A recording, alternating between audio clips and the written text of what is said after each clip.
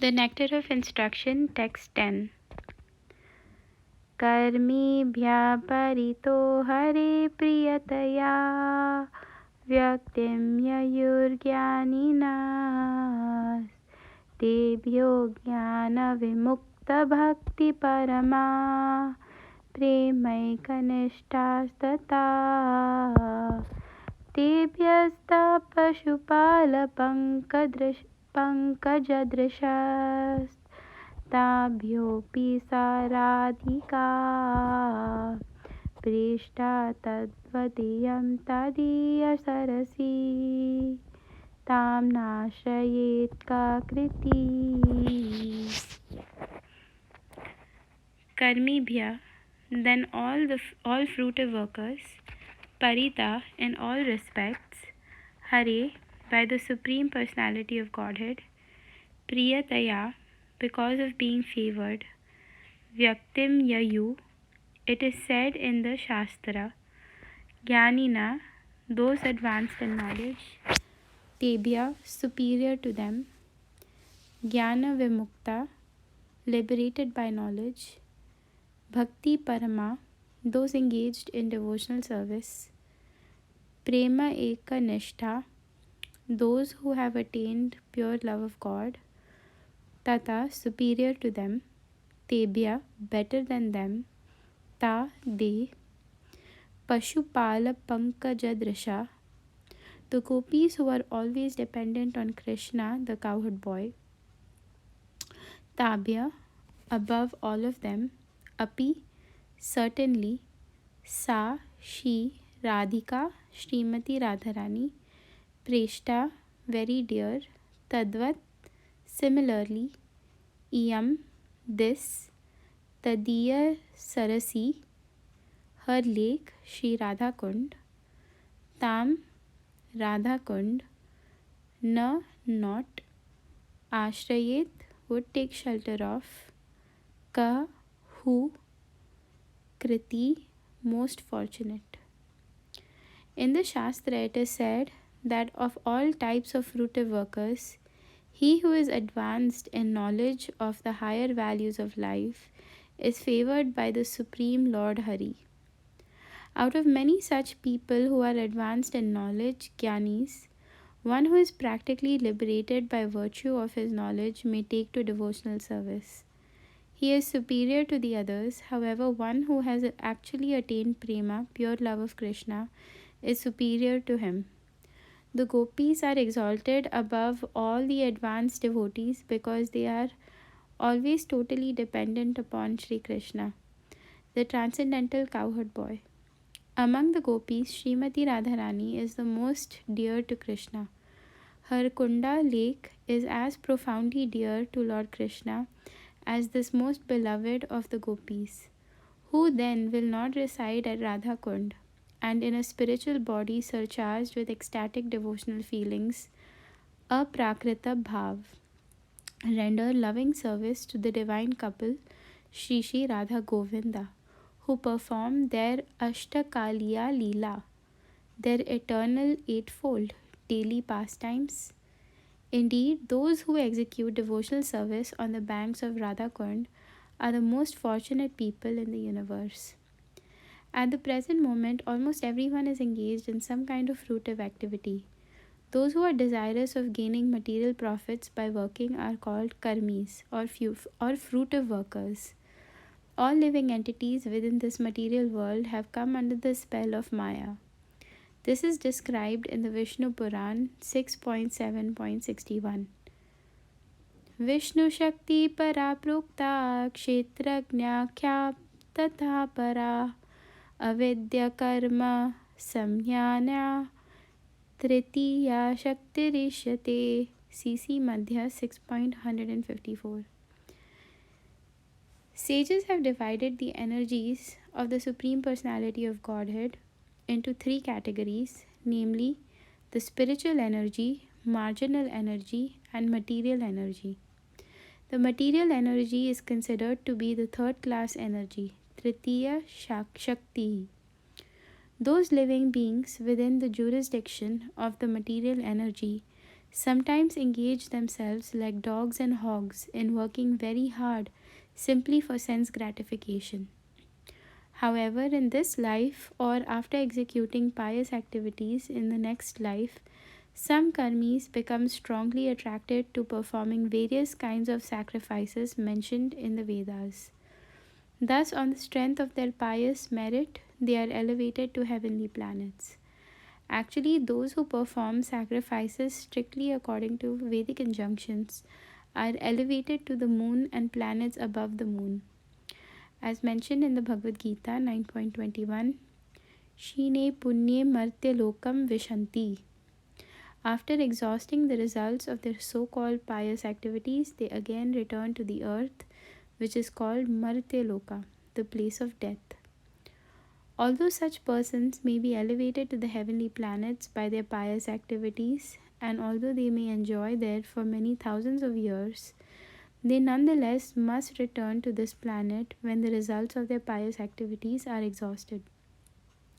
This is the position of all karmis, including those who act piously and those who act impiously. On this planet, we find many businessmen, politicians, and others who are simply interested in material happiness. They attempt to earn money by all means, not considering whether such means are pious or impious. Such people are called karmis or gross materialists. Among the karmis are some vikarmis, people who act without the guidance of Vedic knowledge. Those who act on the basis of Vedic knowledge perform sacrifices for the satisfaction of Lord Vishnu and to receive benedictions from him. In this way, they are elevated to higher planetary systems. Such karmis are superior to the vikarmis, for they are faithful to the directions of the Vedas and are certainly dear to Krishna. In Bhagavad Gita 4.11, Krishna says, Ye yatha mam prapadyante tams tathaiva bhajamyaham. In whatever way one surrenders unto me, I reward him accordingly. Krishna is so kind that he fulfills the desires of the karmis and gyanis, not to speak of the bhaktas. Although the karmis are sometimes elevated to higher planetary systems, as long as they remain attached to fruitive activities, they must accept new material bodies after death. If one acts piously, he can attain a new body among the demigods in the higher planetary systems. Or he may attain some other position in which he can enjoy a higher standard of material happiness. On the other hand, those who are engaged in impious activities are degraded and take birth as animals, trees, and plants. Thus, those fruitive actors who do not care for the Vedic directions, vikarmis, are not appreciated by learned, saintly persons. As stated in Srimad Bhagavatam 5.5.4, Nunam pramatta kurute vikarma ya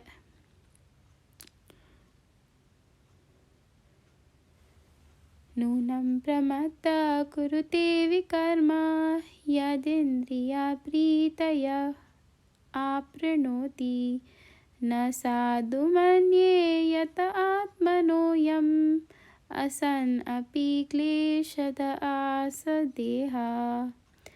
Materialists who work hard like dogs and hogs simply for sense gratification are actually mad. They simply perform all kinds of abominable activities simply for sense gratification.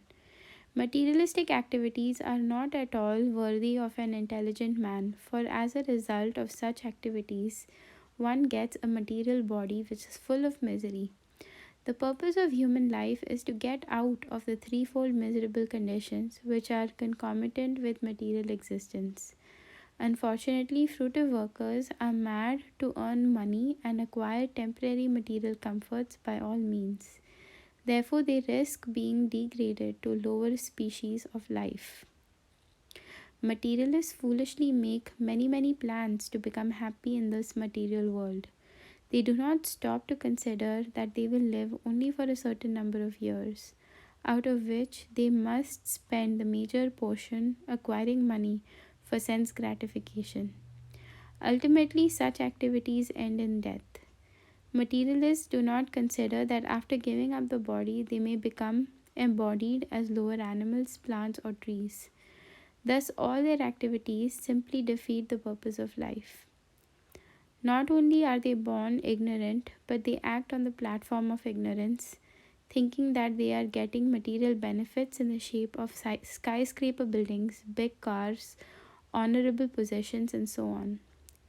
The materialists do not know that in the next life they will be degraded and that all their activities simply serve as parabhav, their defeat. This is the verdict of Srimad Bhagavatam 5.5.5. Parabhavas tavad abodha jata. One should therefore be eager to understand the science of the soul, Atma Tattva. Unless one comes to the platform of Atma Tattva, by which one understands that the soul and not the body is oneself, one remains on the platform of ignorance. Out of thousands and even millions of ignorant people who are wasting their time simply gratifying their senses, one may come to the platform of knowledge and understand higher values of life. Such a person is called a Jnani. The Jnani knows that fruitive activities will bind him to material existence and cause him to transmigrate from one kind of body to another. As indicated in Srimad Bhagavatam by the term Sharira Bandha, bound to bodily existence, as long as one maintains any conception of sense enjoyment, his mind will be absorbed in karma, fruitive activity, and this will oblige him to transmigrate from one body to another. Thus, a Jnani is considered superior to a Karmi because he at least refrains from the blind activities of sense enjoyment. This is the verdict of the Supreme Personality of Godhead. However, although a Jnani may be liberated from the ignorance of the Karmis, unless he comes to the platform of devotional service, he is still considered to be in ignorance, avidya. Although one may be accepted as a Jnani or one advanced in knowledge, his knowledge is considered impure because he has no information of devotional service and thus neglects the direct worship of the lotus feet of the Supreme Personality of Godhead. When a Jnani takes to devotional service, he rapidly becomes superior to an ordinary Jnani.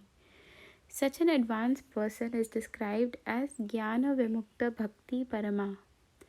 How a Jnani takes to devotional service is mentioned in Bhagavad Gita 7.19, wherein Krishna says, Bahunam janmanam ante jnanavan mam prapadyate vasudeva sarvamiti samahatma sudurlabha. After many births and deaths, he who is actually in knowledge surrenders unto me, knowing me to be the cause of all causes and all that is. Such a great soul is very rare. Actually, a person is wise when he surrenders unto the lotus feet of Krishna, but such a Mahatma, great soul, is very rare. After taking to devotional service under the regulative principles, a person may come to the platform of spontaneous love of Godhead, following in the footsteps of the great devotees like Narada and Sanak and Sanatan. The Supreme Personality of Godhead then recognizes him to be superior. The devotees who have developed love of Godhead are certainly in an exalted position. All of these devotees, the gopis, the gopis are recognized as superior because they do not know anything other than satisfying Krishna. Nor do the gopis expect any in return from Krishna. Indeed, sometimes Krishna puts them into extreme suffering by separating himself from them. Nonetheless, they cannot forget Krishna. When Krishna left Vrindavan for Mathura, the gopis became most dejected and spent the rest of their lives simply crying in separation from Krishna. This means that in one sense, they were never actually separated from Krishna. There is no difference between thinking of Krishna and associating with him. Rather, Vipralambha Seva, thinking of Krishna in separation, as Sri Chaitanya Mahaprabhu did, is far better than serving Krishna directly. Thus, of all the devotees who have developed unalloyed devotional service for Krishna, the gopis are the most exalted. And out of all these exalted gopis, Srimati Radharani is the highest. No one can excel the devotional service of Srimati Radharani. Indeed, even Krishna cannot understand the attitude of Srimati Radharani. Therefore, he took her position and appeared as Sri Chaitanya Mahaprabhu, just to understand her transcendental feelings. In this way, Srila Rupa Goswami gradually concludes that Srimati Radharani is the most exalted devotee of Krishna and that her kunda, lake, Sri Radha Kund, is the most exalted place. This is verified by a verse from the Padma Puran as quoted in Laghu Bhagavatamrita, Uttarakhand 45 and Chaitanya Charitamrita. यथा राधा प्रिया विष्णोस्तस्या कुण्डं प्रियं तथा सर्वगोपीषु सैवैका विष्णुरत्यन्तवल्लभा. Just as Srimati Radharani is dear to the Supreme Lord Krishna Vishnu, so her bathing place Radha Kund is equally dear to Krishna. Among all the gopis, she alone stands supreme as the Lord's most beloved. Therefore, everyone interested in Krishna consciousness should ultimately take shelter of Radha Kund and execute devotional service there throughout one's life. This is the conclusion of Rupa Goswami in the 10th verse of Upadeshamrit.